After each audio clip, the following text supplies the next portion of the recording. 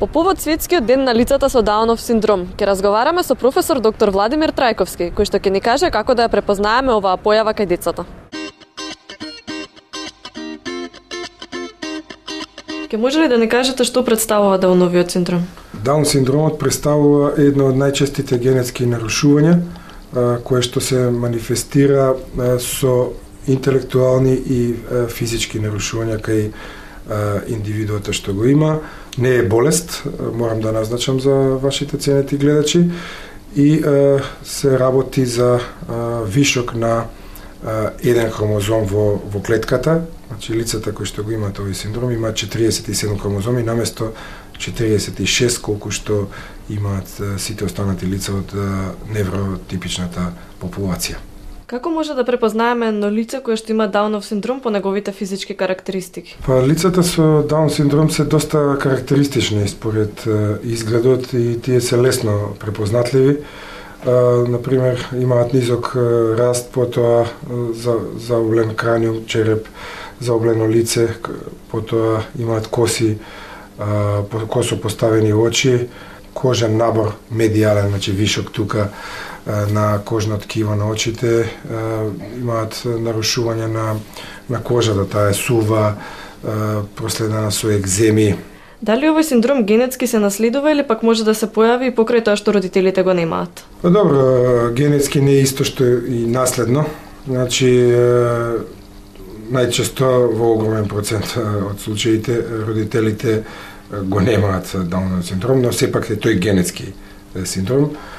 Што значи тоа? Генетски значи тоа што доаѓа до нераздвојување на хромозомите во текот на делбата на клетката, меоза или митоза, и токму еден од хромозомите заостанува во вишок, кој ќе се спои со сперматозоидот со јајцеклетката без разлика каде е нарушувањето.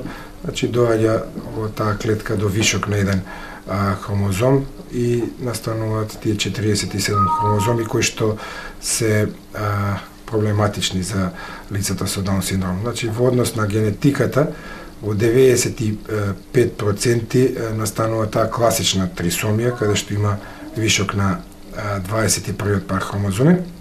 Потоа 4% се транслокативната форма. Таа форма можеме да кажеме дека е наследна. Тоа значи дека родителите се носители на некаков вид на транслокација, реаранжман на хромозомите во нивните гамети, и 1% од популацијата со Даун синдром имаат мозаична форма или мозаицизам, кој што клинички представува и најлесна форма, бидејќи во нивното тело, во нивниот организам може да се најдат и клетки кои што имаат нормален број на хромозоми, 46, и клетки кои што имаат вишок на 21 пар на хромозоми. Колкава е зачестеноста на лица со Даунов синдром во Република Македонија? Па за жал во Република Македонија не постои национален регистар за Даун синдром, иако во високо развиените земји тој постои. Таа бројка според светски рамки се движи некаде од едно живородено дете на 600, 650 до 700 деца. Така што претпоставувам дека и во Македонија, бидејќи тој е константен генетски синдром, врз неговото настанување не влијаат срединските фактори.